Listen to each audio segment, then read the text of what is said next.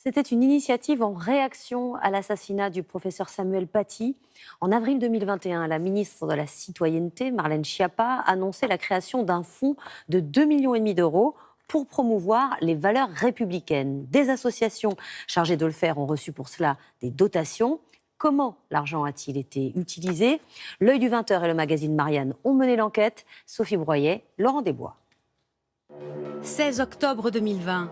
Samuel Paty, professeur d'histoire, est assassiné, victime d'un acte terroriste, à la sortie de son collège dans les Yvelines.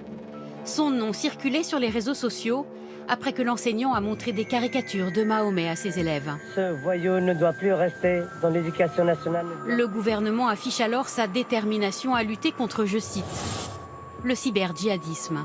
Je lance un fonds qui s'appellera le fonds Marianne. Avec 2,5 millions d'euros, on peut faire beaucoup de choses pour défendre les valeurs de la République. Nous avons voulu savoir comment ces fonds ont été utilisés et comment ils ont été contrôlés. Révélation ce soir, dans l'Œil du 20h. Il y a 2 ans, le ministère de l'Intérieur lance un appel à projet pour soutenir des actions en ligne, à portée nationale, destinées aux jeunes de 12 à 25 ans exposés aux idéologies séparatistes. Le calendrier est serré. En quelques semaines, 17 dossiers ont été retenus pour un montant global de 2 17 600 euros. Après 4 mois d'enquête, nous nous sommes procuré la liste des 17 structures qui ont reçu des subventions. Associations sportives, productions audiovisuelles, éditeurs de bandes dessinées. Des contenus sont mis en ligne. Au total, quelques dizaines de milliers d'euros de subventions pour certaines, plusieurs centaines de milliers d'euros pour d'autres. 4 associations se partagent près d'1 300 000 euros. Parmi elles, l'Union des sociétés d'éducation physique et de préparation au service militaire. 355 000 euros de dotation. Avec pour objectif, selon la convention d'attribution, déployer un contenu multimédia et un message positif de réenchantement des valeurs de la République. Une association présidée à l'époque par Cyril Karounagaran, au sein de laquelle on trouve également Mohamed Sifaoui, un expert reconnu des questions de radicalisation. Parmi les productions de l'association, notamment 13 vidéos sur YouTube, dont la majorité ne dépasse pas les 50 vues, un compte Instagram avec seulement 138 abonnés. Contacté, Mohamed Sifaoui nous assure que les fonds ont bel et bien rémunéré des collaborateurs. L'argent qui a été capté par l'association est un argent qui a servi principalement au salaire des geeks qui ont produit du contenu et du contre-discours à travers des comptes visibles et d'autres du trolling. Ça a duré à peu près 5 ou 6 mois. Et les salariés étaient combien en CDD? En CDD et en pige, je crois une dizaine. Pourtant, depuis, nous avons pu consulter les relevés bancaires de l'association.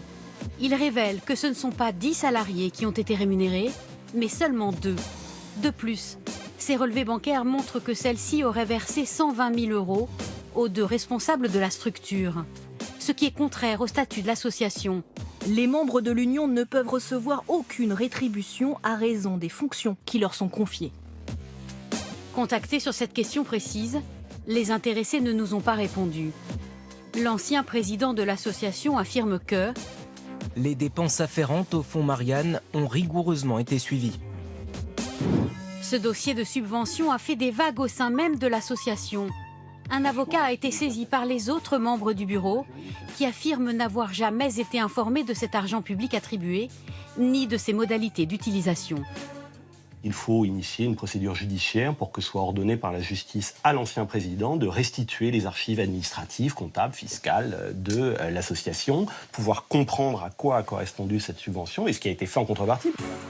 Y aurait-il eu défaillance sur le contrôle de ces subventions au sein du ministère de l'Intérieur? Christian Gravel, en charge du fonds Marianne, affirme que les associations seront contrôlées. On est en train d'effectuer un contrôle, comme on le fait pour toutes les associations. On effectue toujours un contrôle a posteriori qui permet de distinguer si oui ou non les fonds publics ont bien été utilisés. Si cette procédure nous permet de déterminer, de constater qu'il y a eu un certain nombre d'éléments tangibles s'inscrivant dans une mauvaise utilisation de ces fonds, il va de soi qu'une procédure judiciaire sera engagée. Le secrétariat d'État chargé de la citoyenneté nous informe avoir saisi ce jour l'inspection générale de l'administration d'une mission sur l'attribution de la subvention, son usage et le contrôle qui en a été assuré. Les conclusions sont attendues pour fin mai, au plus tard.